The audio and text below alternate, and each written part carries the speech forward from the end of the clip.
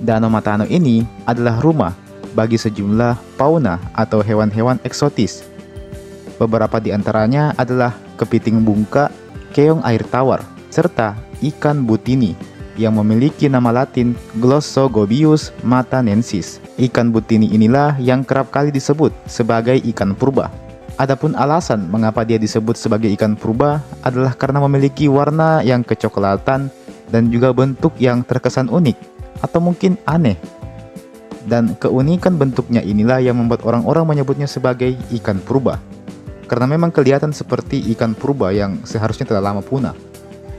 Beberapa orang peneliti yang pernah datang ke Danau Matano menyebut ikan butini adalah ikan purba yang jenisnya hanya ada dan berkembang biak di Danau Matano saja.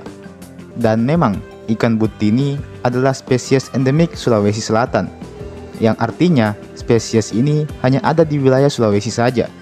Hewan ini sebenarnya termasuk dari famili Gobiidae dan terdaftar sebagai spesies yang rawan punah.